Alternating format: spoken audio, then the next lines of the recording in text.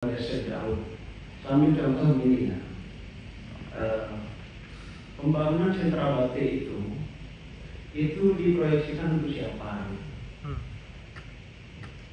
Kalau itu diproyeksikan untuk perajin batik, apa itu manfaatnya yang diambil oleh perajin batik dan pembangunan sentra batik itu?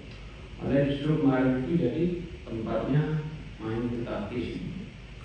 Ya, ini kan nggak relevan gitu. Pembangunannya sudah menghabiskan ratusan miliar seperti itu, puluhan miliar, tapi nggak ada aksesnya, nggak ada dampaknya bagi perajin batik.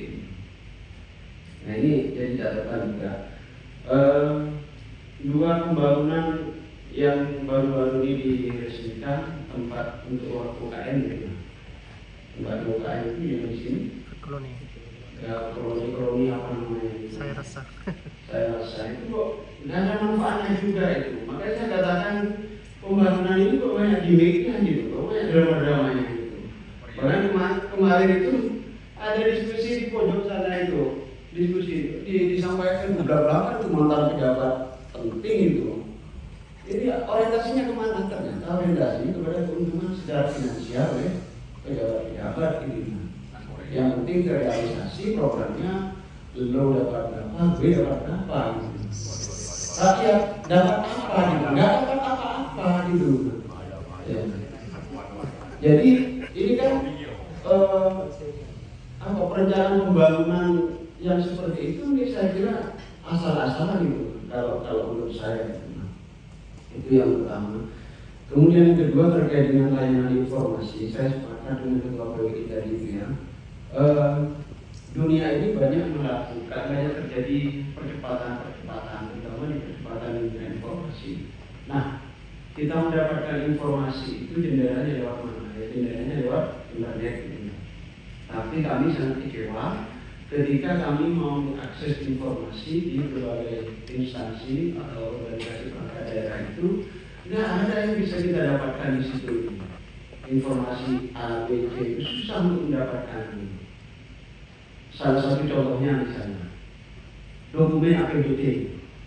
Ini ada itu kan hanya gambaran umumnya saja. Itu detailnya bagaimana? Bagaimana yang mau dikatakan transparansi informasi publik gitu?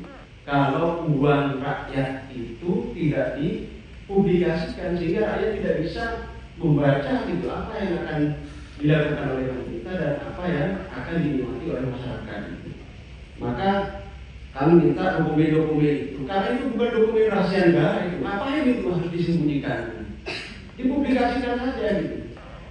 Kalau itu dokumen negara yang dirahasiakan tidak usah. Tapi itu kan kategori bukan rahasia negara. Seperti dokumen hasil audit BPK itu bukan rahasia negara itu.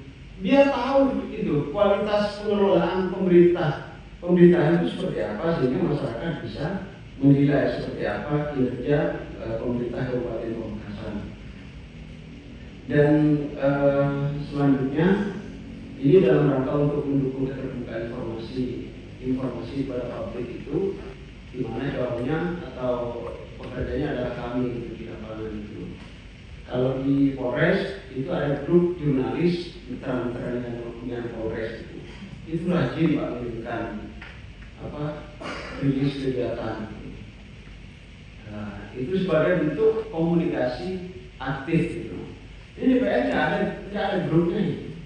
Iya gitu ya. Iya gitu. Maka saya usulkan nanti ada grupnya 45 anggota DPR plus sekuan semua wartawan di situ. Yang fungsinya dijalankan fungsi humasnya gitu. Karena ada grup jurnalis Pamekasan. Ada bupati, ada video bupati, ada sekda, ada beberapa OPD di situ. Tapi nggak berfungsi itu, Pak. Hanya kadang-kadang itu jadi ajang pertengkaran antar jurnalis gitu ya. Pertengkaran itu adalah pertengkaran ide gitu ya. Saya harapkan di Dewan itu di DPRD ada 45 plus 1 sekuan. Jadi kebutuhan komunikasi yang terjadi seperti kemarin itu ya, sekuan itu susah sekali diajak komunikasi gitu. Masa sekuan kan sekarang susah sekali diajak komunikasi gitu ya. Tanda tangan gitu. Pindah masa-masa akhir. Itu grup jurnalis DPRD ya. Tadi ada soal wisata pesantren, saya mendukung itu ya. Karena wisata itu tidak harus wisata alam, wisata budaya, ada juga wisata religi. Wisata religi itu kan orang itu kan datang ke makam, ke Popo itu kan. Kampar. Kampar, ya. Fasilitas itu di sana mungkin sudah lebih bagus. Tapi kalau fasilitas wisata religi yang lain itu masih jauh dibilang dari kata ya. Saya ingin berbicara soal di rumah saya sendiri ya. Di rumah saya sendiri itu ya, di Pondok Pesantren Kembang ini itu setiap harinya, saya bicara setiap harinya itu tidak kurang dari 5 bus mini itu yang datang ziarah ke sana, ziarah pemakaman. Tapi melihat fasilitas yang mau sampai ke sana itu nggak bisa. Saya itu digunakan kalau tantangan. Aspal terdekat sekali itu, buat kata-kata kegem di. Ya untungnya kita saudara-saudara itu di sana itu swadaya memperbaiki jalan sendiri, akses menuju pesantren itu bagus. Nah, menurut saya adalah akses ke tempat wisata itu meskipun tempat wisatanya tidak mau diperbaiki, paling tidak aksesnya saja gitu. Ya kalau asal mungkin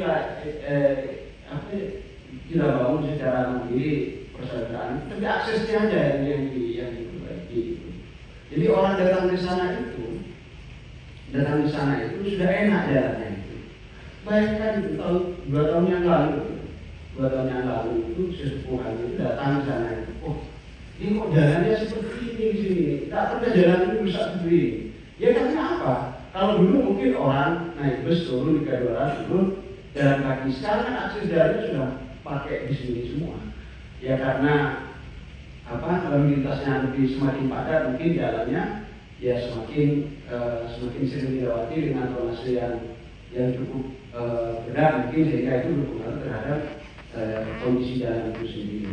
Kalau mengandalkan pembangunan jalan yang dibiayai oleh desa, kita tahu sendirilah pembangunannya desa ini ya. Biasanya ada anggaran pembangunan jalan 100 juta. Itu lihat saja bagaimana hasilnya itu. Sebulan dalam tanda itu. Ya. Barangkali ini juga menjadi perhatian dan itu sebetulnya wisata religi itu juga perlu mendapat perhatian dari pemerintah Kabupaten Pamekasan. Selanjutnya kami ketika melihat berjalan di sepanjang jalan kabupaten, provinsi dan jalan nasional itu sering menemukan reklame liar. Ya, tolong ini dicatat reklame liar. Masukan. Ya. Reklame liar itu adalah, saya pernah tanya ke bagian perizinan itu ya. Ini reklame punya siapa? Punya bapak itu. Oh, ini ada izinnya, tidak ada izin. Kenapa tidak berani dibongkar? Karena nih Pak, karena kami pejabat Pak. Pejabat kok tidak berani? Gimana ini? Pejabat dibayar oleh uang rakyat, tidak berani menertibkan yang legal. Ya, banyak sekali itu sisir terus sepanjang jalan, reklame liar. Itu merugikan, itu ruang publik yang dimanfaatkan oleh orang tertentu secara personal mendapat keuntungan secara pribadi. Ini kan nyata-nyata merampok uang negara kalau seperti ini.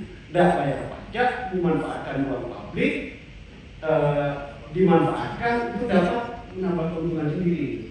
Korupsi aja zaman. Jadi itu diinventarisir satu-satu reklame liar itu untuk ditertibkan. Ya. Kalau tidak ada anggaran penertibannya dianggarkan, karena alasannya ada anggaran pendek. Apa poker ini bagi ini lebih radikal ini kalau pemerintah nggak mau berbuat gitu ya.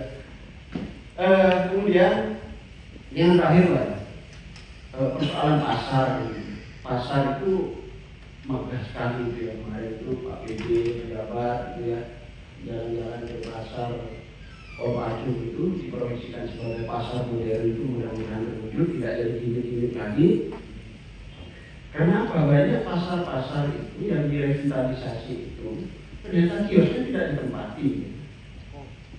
banyak punya parkir di kota saja. Ini pasar Sarjana ini pasar 17 itu gimana? Itu kan aset yang harusnya dimanfaatkan menjadi tidak bermanfaat gitu, dan tidak mendapatkan keuntungan dari pasar itu. Bahkan ini setiap tahun ya saya setelah membaca hasil audit dari BPK itu tiap tahun itu persoalan pasar itu selalu menjadi temuan dan tidak tahu ini diperbaiki atau tidak. Rekomendasi dari BPK itu dilanjutkan atau tidak. Misalnya soal metode atau cara pembayaran retribusinya.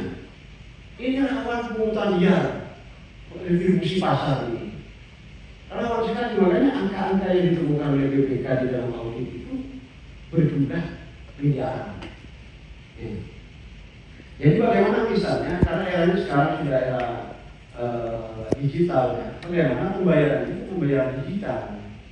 Kalau di beberapa kota-kota besar itu ATM itu sudah ditutup, maka di sini harus mencoba menyesuaikan juga gitu. Ada pembayaran retribusi, tarikan retribusi pajak dan sebagainya itu ya sebisa mungkin jangan menarik uangnya, tapi dilakukan secara digital. Kalau sudah dilakukan secara digital, maka meminimalisir terjadinya pelanggaran dan tidak pidana korupsi. Gitu. Jadi tiap tahun ini jadi temuan-temuan. Yang paling terakhir lagi ya, ini soal BUMD. Soal BUMD PT Aneka Usaha Makassar Makmur. Ini namanya makmur, Pak, tapi tak pernah makmur dari dulu ini. Laporannya itu selalu hutang ini. Hutang yang dilaporkan, saya baca di audit BPK, hutangnya itu terakhir itu 69 juta. Ada di LKPD juga. Kebetulan saya kemarin ketua pansusnya. Ya. Jadi ini jadi perhatian Pak. Kalau BUMD tidak menguntungkan dan merugikan, ngapain ini diuji? Dibubarkan saja ini Pak. Ya, BUMD. Bikin BUMD yang prospektif dan bisa mendapatkan uang untuk mengembang. Terima kasih. Terima kasih itu saja yang PT bisa Angin kami Cemka siap sampaikan. menjadi Assalamualaikum warahmatullahi wabarakatuh. Waalaikumsalam warahmatullahi wabarakatuh. Terima kasih masukan dan keluh kesah.